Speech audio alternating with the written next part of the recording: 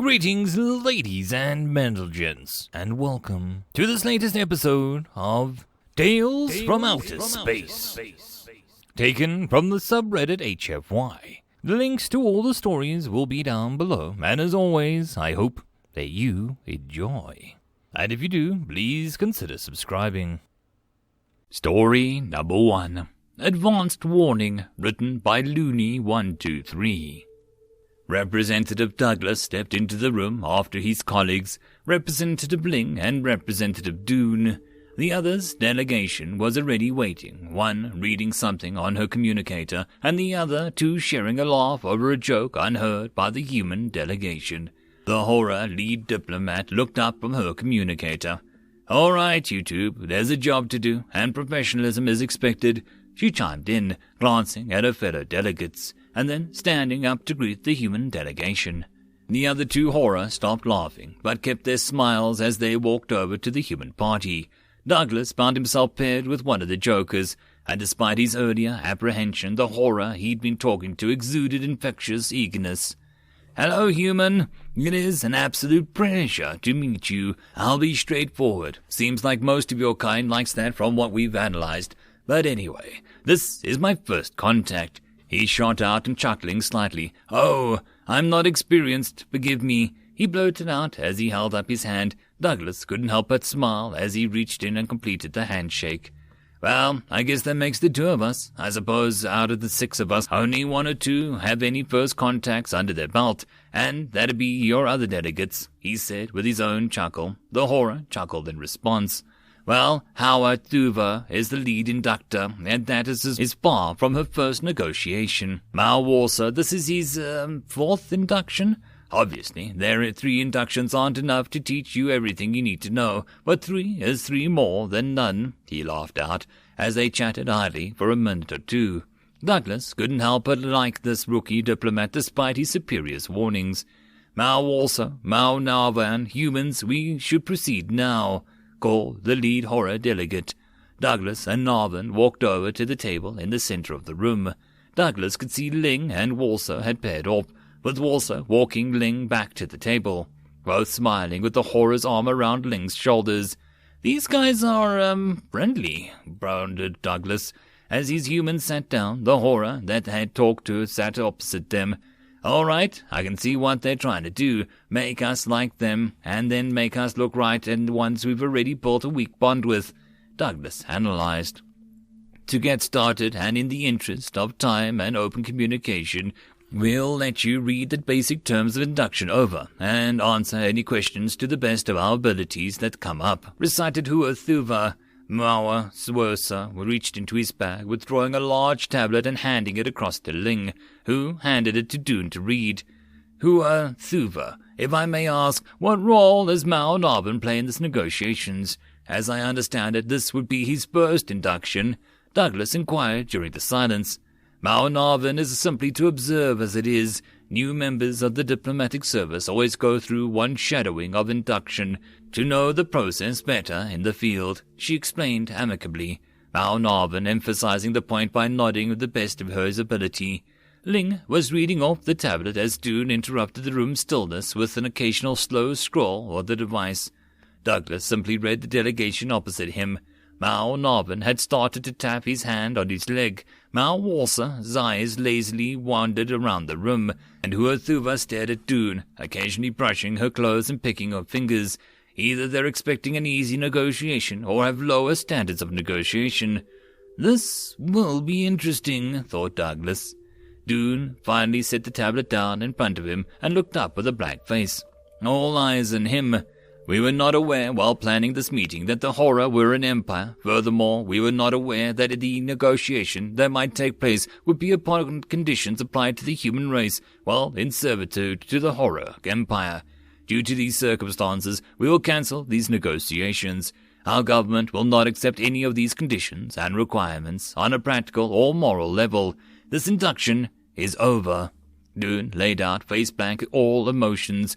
"Damn, I need to practice my poker face more," Douglas admired. There was plenty of emotion on Horror's delegation faces. Hua-Thuva wore a look of disappointment mixed with the stern expression of a parent admonishing their child. Mua also looked angrier than Hua-Thuva, while Mua-Narvan just looked confused, shifting his gaze between the two delegations. I assure you this is perfectly fine agreement. I understand that you have some qualms about the terms of induction. Every species does. That's why we're here to work them out. In fact, I'd say you were extremely lucky that we came, Hua-Thuva said. I believe your analysis of our language is not exceedingly satisfactory, to use the word luck in this situation, Ling stepped in. Humans have had extensive experience with slavery in the past, and it's now considered... Now, don't be hasty with your own analysis, Ling. Mua Warsa cut in.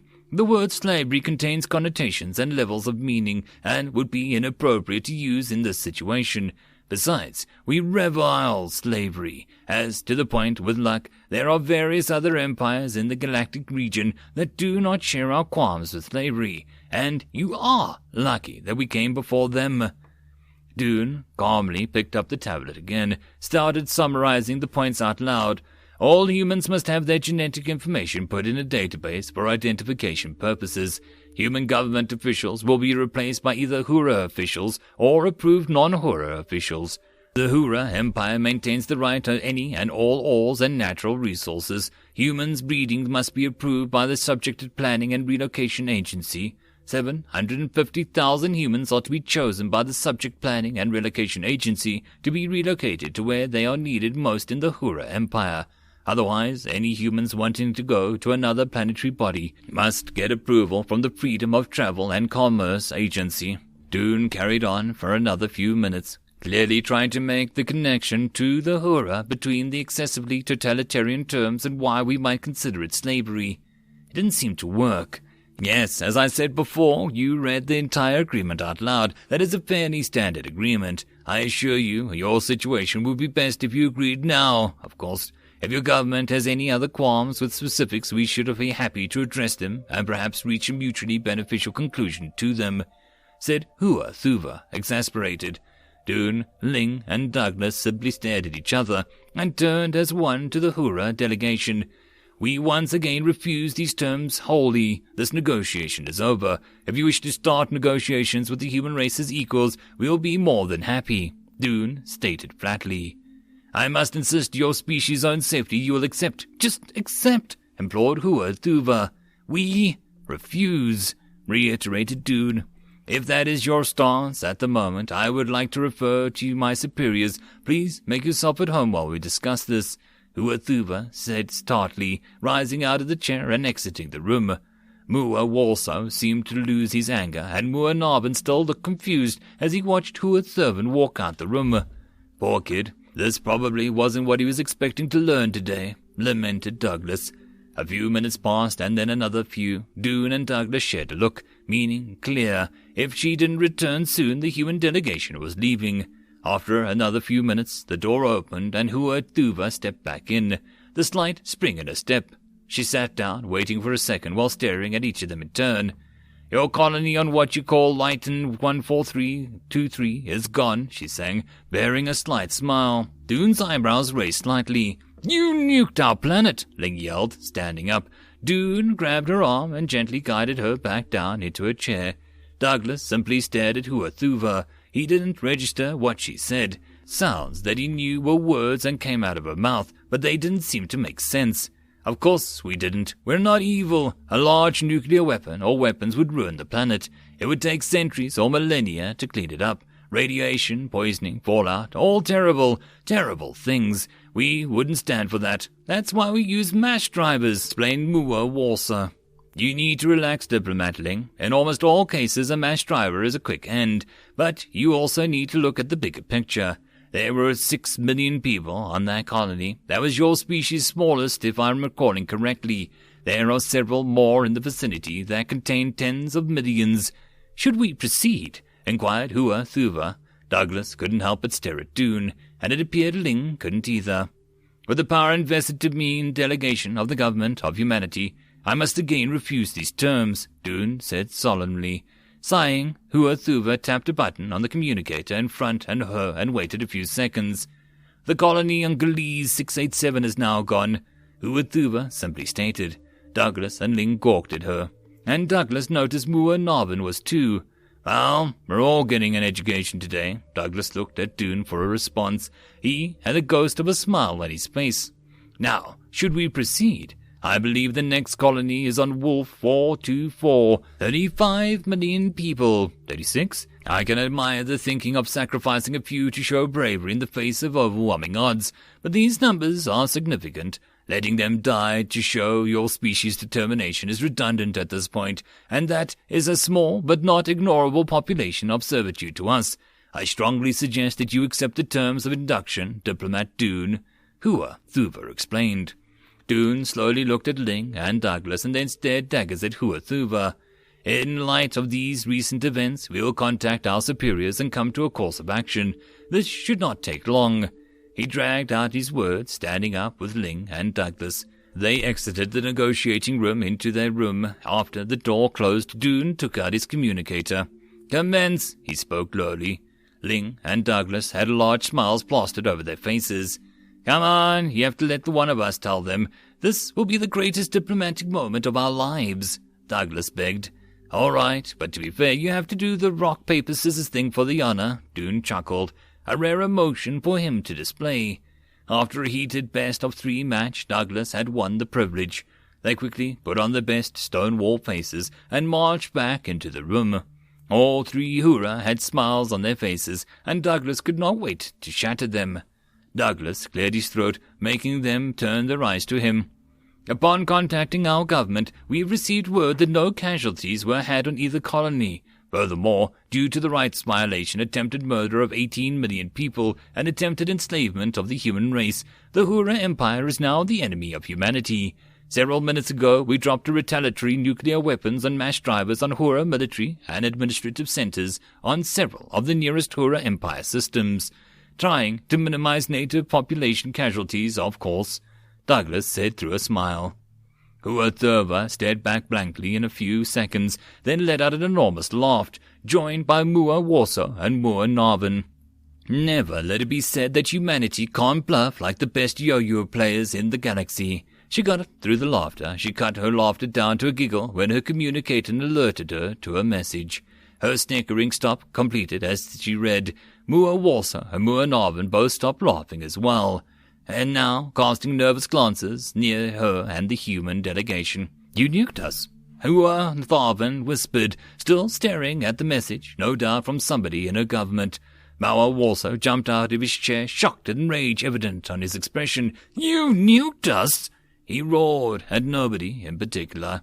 Ling butted her head into Douglas. "Only the military targets. We obviously don't want you using them, so naturally we want to keep you from repairing them and using them against us shortly. So, as you might say, we destroyed them and filled the area with terrible, terrible things. Just to be sure. Besides, they were fairly small nuclear weapons." Dune took command of the speech now.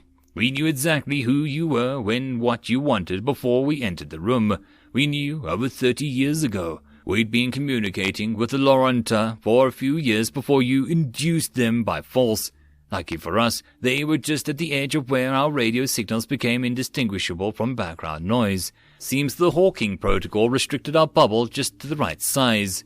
All eyes were on him, although the Hura eyes showed a hatred for what they were looking at. They were no fools and no enemies of ours. They took the liberty of sending every piece of information they had on you to us. We waited for this day for decades." The words dripped from his mouth. "Can I take this part?" Douglas interrupted. Dune nodded, smiling.